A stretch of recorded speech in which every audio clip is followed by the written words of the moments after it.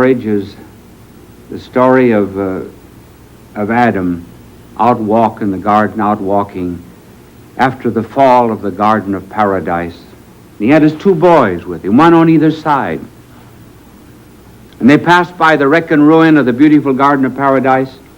And Adam looked in, pulled the boys to himself. He says, "Boys, that's where your mother ate us out of house and home." On that bad side of it, too, is the story of the wife who went in to get a collar for her husband. And the clerk said, "What size?" She said, "About that size." You didn't get that, did you? And then on the more pleasing aspect of marriage, President Harding was once asked, at what age do you think women are most beautiful? He said, "The age of my wife." Now, why do we say love is a garden? Well, after all, the whole love story of the human race began in the garden. Their love was at its peak, and then it went into decline. And then finally, love was reaffirmed again in a garden. Because the gospel says, and the place where they crucified him was a garden,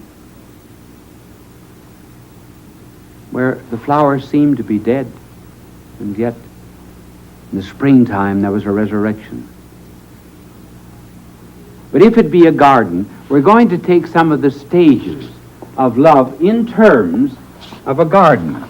Now, before one can be married, or let us say before you can plant a garden, you have to get a flower catalog. And they're always very ornate, you know. And you look through the flower catalog for the kind of flower that you want. And that equals courtship, doesn't it? Where a man seeks a lady and the lady seeks the man. Now, there are all kinds of flowers in this garden. Roses, lilies, humble violets, sunflowers, carnations. One can have only one, but one courts this person or that. And it is interesting to note that in this courtship, very often a girl will choose a man at the age of 17, which she would not choose generally at 19. And very often, the man that you would choose at 19 is not the man she would choose at 21.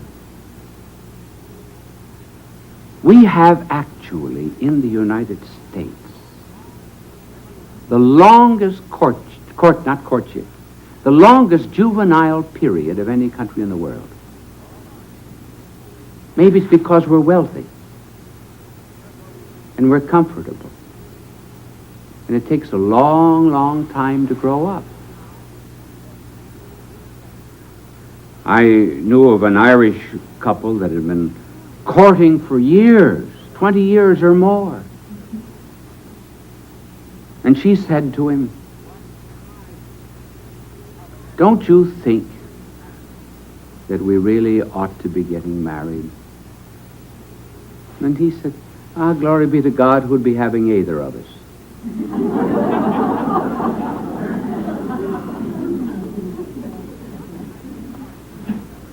And then there was Lincoln. Lincoln, courted Mary Todd. And yet he was not so sure about it. 5 days before he had doubts. And 5 days after marriage, he wrote to a friend of his, "Nothing new, except I've been married." which to me is a profound wonder. Charles Dickens, who did not choose a particularly good flower, wrote once to the young lady whom he was courting. He said, "If during this period that you love me, you really should seek to be at your best. But if you have such violent outbursts of temper, what will it be later on?" So there's some indication of, as one looks through this catalog of flowers, all the girls and all the boys that are available, there was always some embarrassment of choice, but I really believe, not in every instance, but in some, there is such a thing as love at first sight. I wonder if every one of us who is about to become engaged does not have a picture of the girl, for example, he wants to marry, the man. And if the girl does not have a picture of the ideal. Is not that true about music? We hear music for the first time and we like it or we dislike it. Why is that?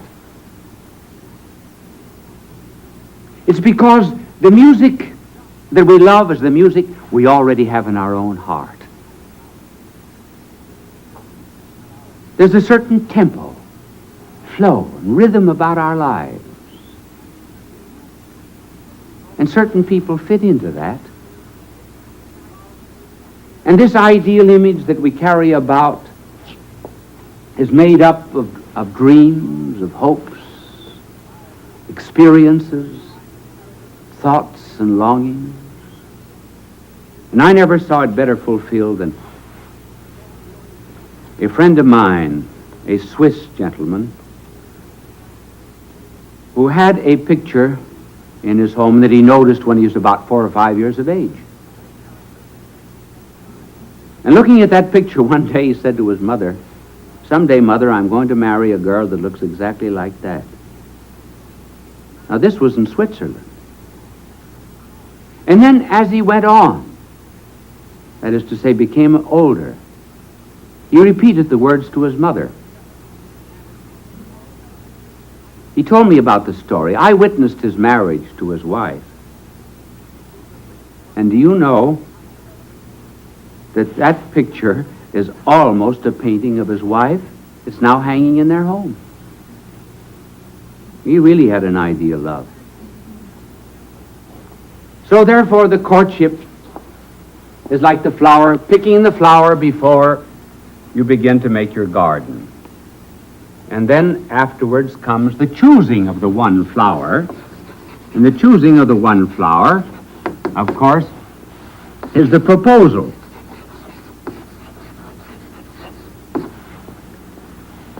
Now, every proposal is an affirmation of love. And every affirmation of love is a negation of love. But the mere fact that you choose one, you negate all others. And a garden is just precisely that. A garden is a setting aside of a certain plot of earth, fencing it in, putting limits to it, shutting off a wilderness in order that one might cultivate the particular flower that one loves. In proposals, there are very few that are ever written out. And rightly so, because proposal has to come from the heart. Of all the proposals that I have ever heard about, the most beautiful of all was the proposal of G.K. Chesterton. That wonderful English essayist. And incidentally, for those of you who want to cultivate a style, you can do little better than imitate Chesterton. Here is his proposal. I have written it out.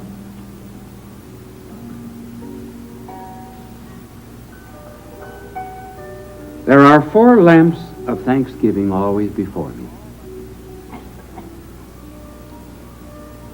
The first is my creation out of the same earth with such a woman as you. The second is that I have not, with all my faults, gone after strange women.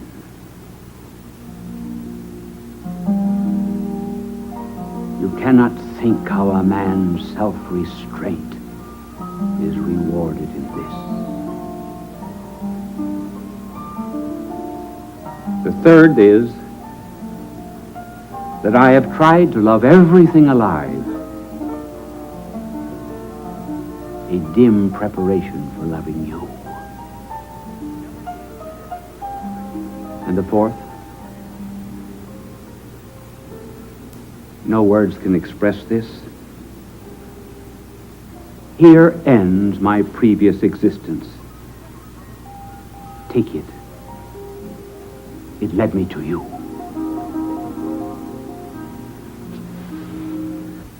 Then after the choosing, 2 O's in choosing. How many noticed that?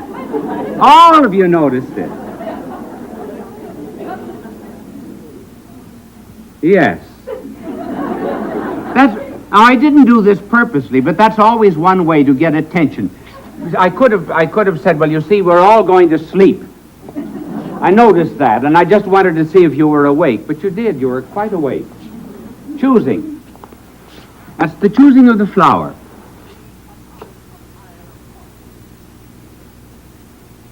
And the next is the marriage. And the marriage is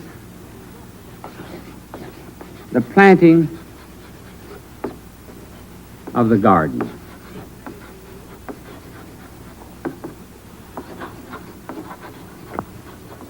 After one has looked at all the flowers, oh yes, apropos of courtship, I might tell you too.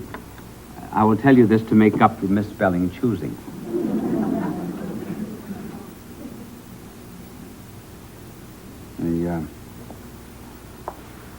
This young man confided to a friend of his. He said, she's the most wonderful girl in the world. And I proposed to her, and she refused. All his friends said, don't be downhearted. After all, when a woman says no, she sometimes means yes. But he said, she didn't say no. She said, phooey.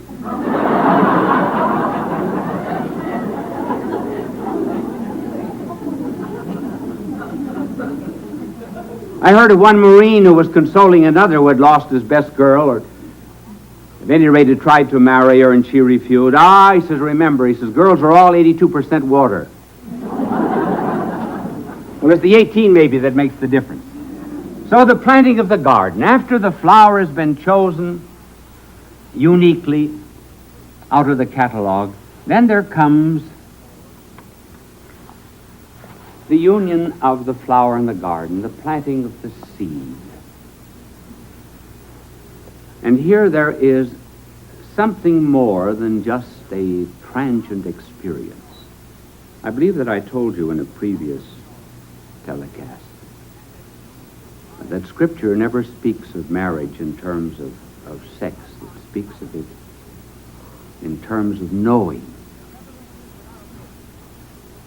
Lot's daughters knew not man.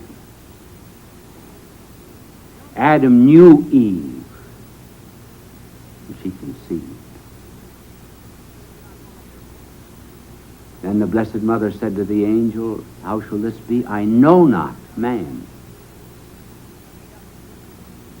Interesting, isn't it, that it should speak of it in terms of knowledge? And why? Well, because there are certain things that can be known in their depth, such as death itself. That's something you have to experience to know what it is. Until we die, we don't know what it's like. Another is the experience of life. No young person can give any judgment at all about what life is as it's gone through its various phases. And the union of husband and wife is another. I know you. I know myself. A borderline has been crossed.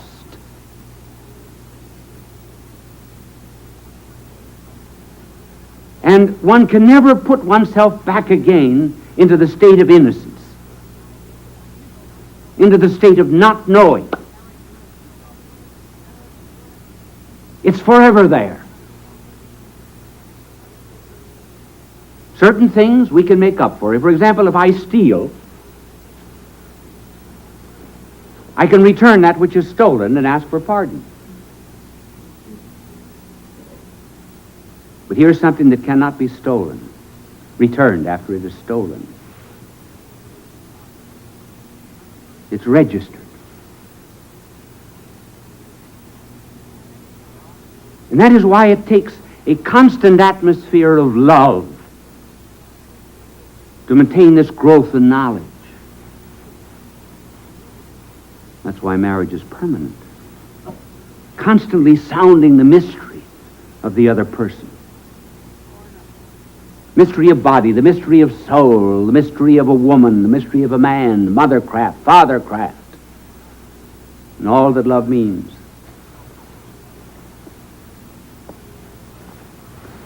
And then finally there are the seasons. The seasons are the various trials that come in the course of life. The flowers have to withstand inclement weather. Too little sunshine, too much sunshine. And so life has its seasons too. Love has its springtime, its summer, its bearing of children, fruit, autumn. It also has its winter. And to love through all the seasons is a great joy. And here I'm going to read for you perhaps a poem that you know. Elizabeth Barrett Browning's poem to her husband. How do I love thee? Let me count the ways. I love thee to the depth and breadth and height my soul can reach. We're feeling out of sight for the ends of being in ideal grace. I love thee to the level of every day's most quiet need, by sun and candlelight. I love thee freely as men strive for right. I love thee purely as they turn from praise. I love thee.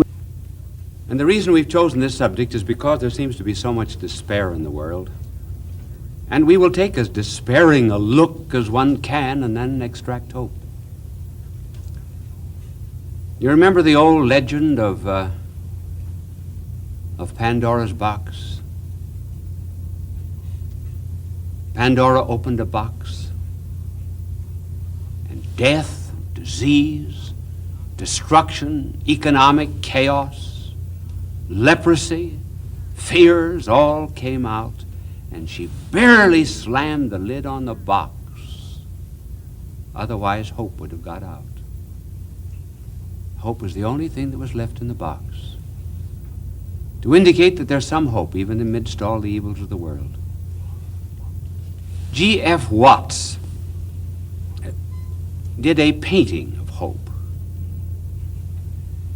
And in it, he pictured a beautiful lady, but blindfolded,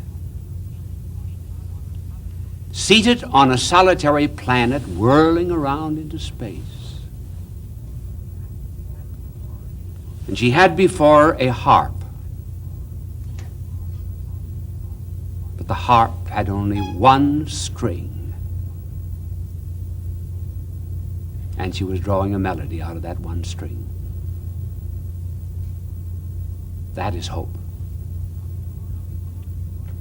Now, because we're going to show the real basis of hope, let us picture what the world thinks of despair, and we're going to give the three wounds and origins of modern despair. And I will perhaps leave these on the board and then come back to them every now and then. In other words, what makes modern despair? Well, first thing is God is dead. In other words, we have nothing left in this world except the world itself. If there's any hope, it's technology and science. Maybe if we just give enough time, technology may be able to take care of all of our diseases.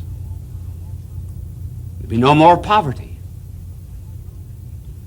But there's no such thing as guilt or sin. We have only to deal with social issues. This is one of the despairing pictures of the modern world. And the second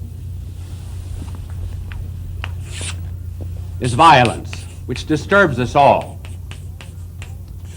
Now, out of all of the many facets of violence that we could choose, we're just going to choose one phase of violence, and that will be modern wars.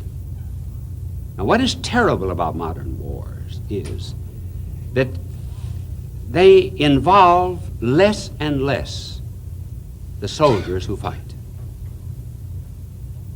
They touch more and more the civilians. And let me run down a picture. In World War I, there were 10 million killed. Out of that 10 million, the amount of civilians was only 5%, which was indeed small. In World War II, there were 50 million killed.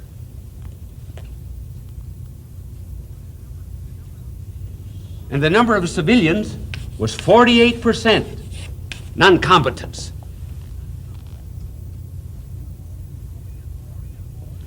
The Korean War, there were 9 million killed, and the amount of civilians, 84%. We could go on to robberies, muggings, murders, and so forth. But this shows that civilians and non-combatants are less and less immune from violence and destruction. A third basis of insecurity, of rather despair in our modern world, is what might be called the despair that comes from the secular city. The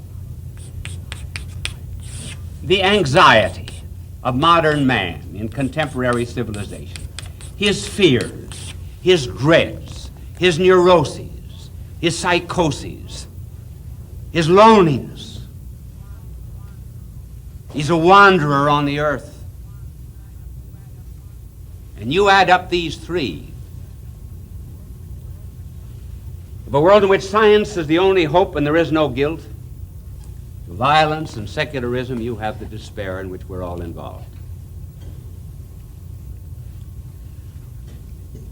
Now, there have been myths in history which rather typify these three, and I'm going now to go to myths. We make perhaps too much fun of myths, but they undergird the guise of a story or a legend or a novel that depicts the mind of history, there is hidden a great truth. One myth we go to, which belongs in this category here, is the myth of Faust.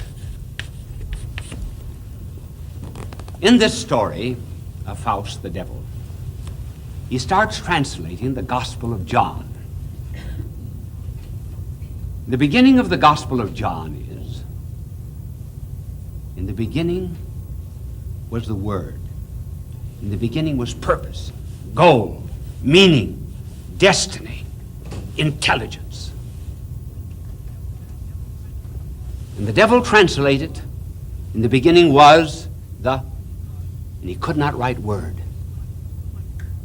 That was too much for him.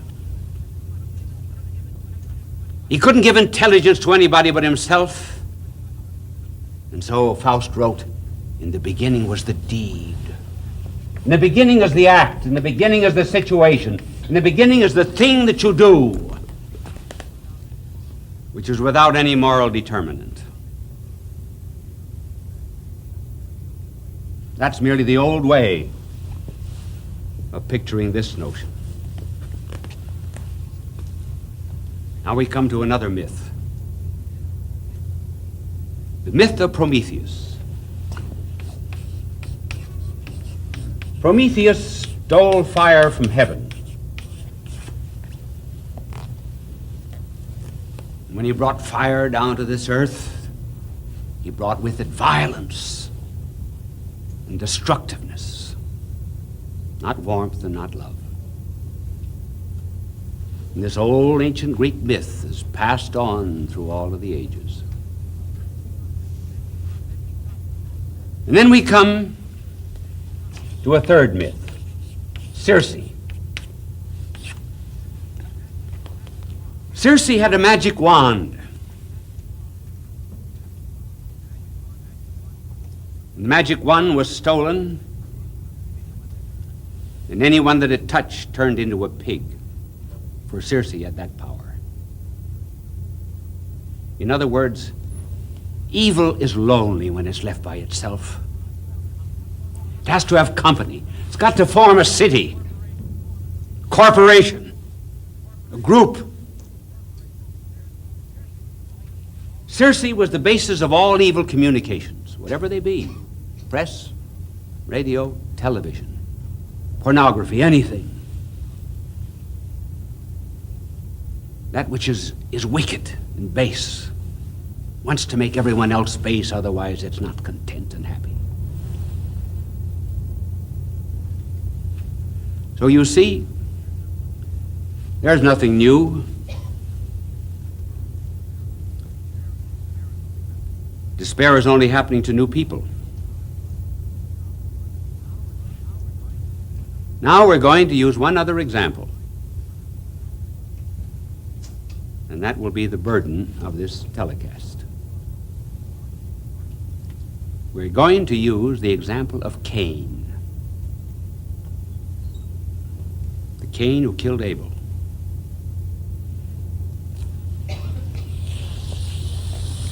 And that's the beginning of all of these legends and of the despair of the contemporary civilization.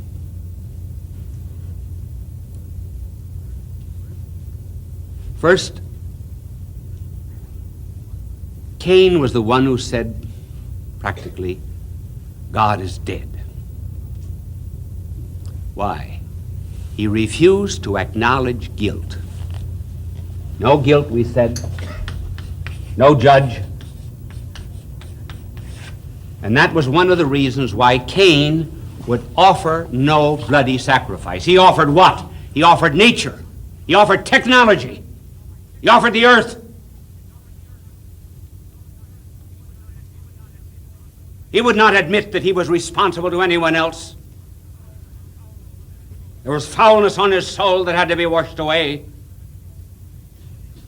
It was only the manipulation of things, that was all.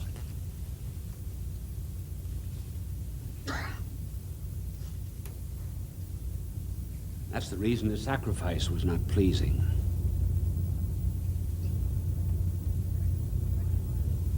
Secondly, violence. He was the man with a club. Just as soon as God is dead, neighbor's dead. It follows.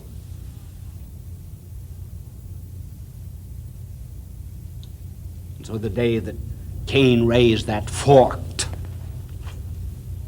club over the head of Abel and let it fall upon him, it turned into a gun, turned into hydrogen, turned into nitrogen, turned into intercontinental missiles. And the violence has continued from that club of Cain up to the present time.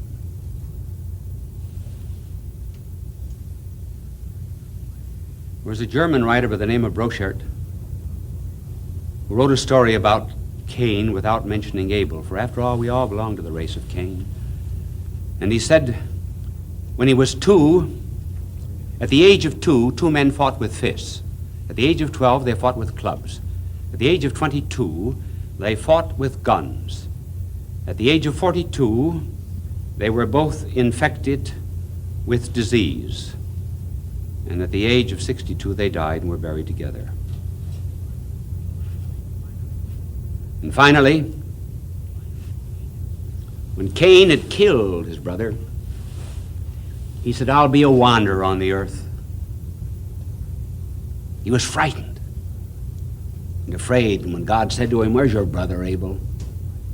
He said, wherever I go, men will kill me. He was afraid of vengeance.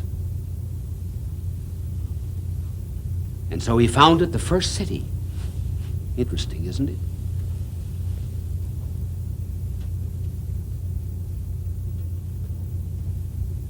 What he dreaded was some kind of wrath that might be upon him.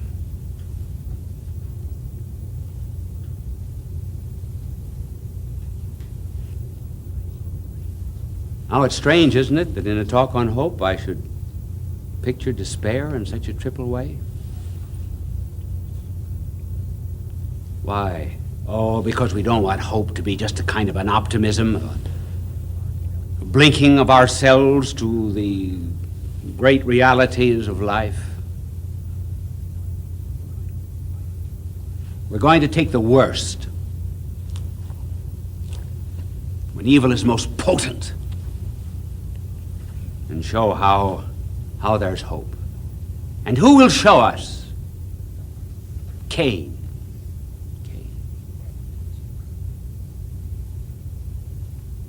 So let's go back to Cain.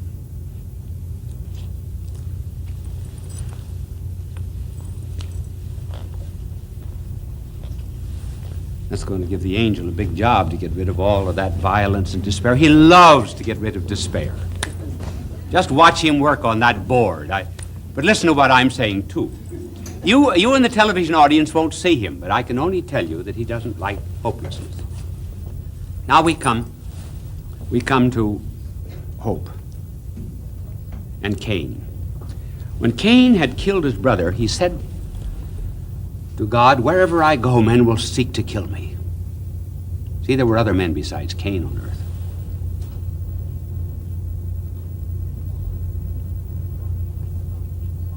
And he became a wanderer upon the earth. Anxiety, restlessness in this secular city. He went off to the land of Nod. The word Nod is from the Hebrew word Nod, which means wanderer, that's all. He became restless like modern man. And when he said to God, I'm afraid, what did God say? God say? He said, I will set a mark upon you, that no one may take vengeance upon you. What was that mark? Was it for any of the successors of Cain? Not very likely. What was the mark itself?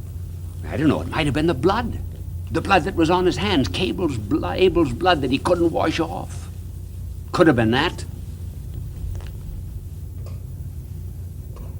Blood like that which stained the hands of Lady Macbeth, who said, will not All the waters of the 7 seas wash this blood incarnadine from my hands. But at any rate, he was given a sign. You see, the sign was not vengeance. It was to protect him from vengeance. God was giving him a sign like that rainbow in the sky after the flood. A covenant of mercy. In other words, Cain, you'll not be revenged. Vengeance belongs to me, not to men.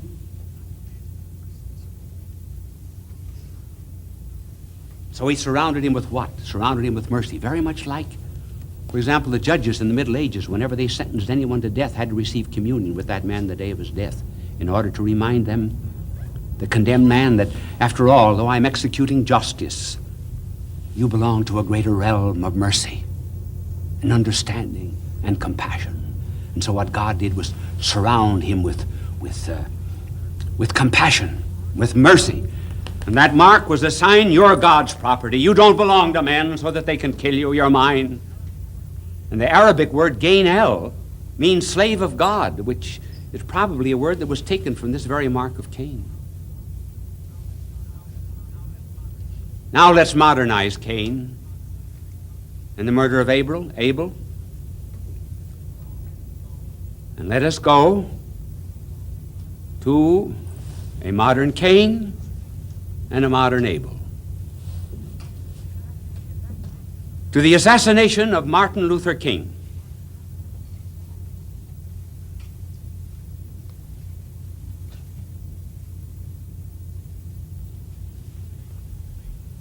He's slain by another. There's a trial.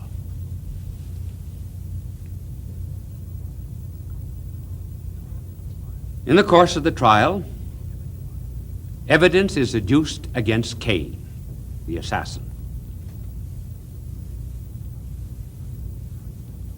Prosecuting attorney points out that exactly the same fingerprints that are found on a gun were found on objects which he left in a room. Witnesses come forward to attest that they saw the modern Cain fly from the scene of the crime. Other corroborating evidence is brought forward, and there's no doubt whatever in the mind of the judge that Abel was slain by Cain or Martin Luther King by an assassin. But during the trial, there are rumors, just rumors.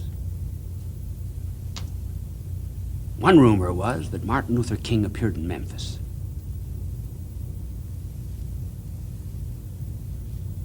Another, that he was seen walking in the city of Atlanta.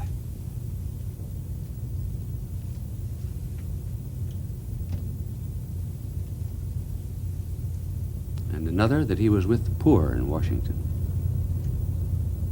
There were only rumors. Nobody believed them. The press would not even print the rumors. And just at the moment that the judge sentences Martin Luther King, sentences the assassin of Martin Luther King, Cain, to death, Martin Luther King walks into the courtroom.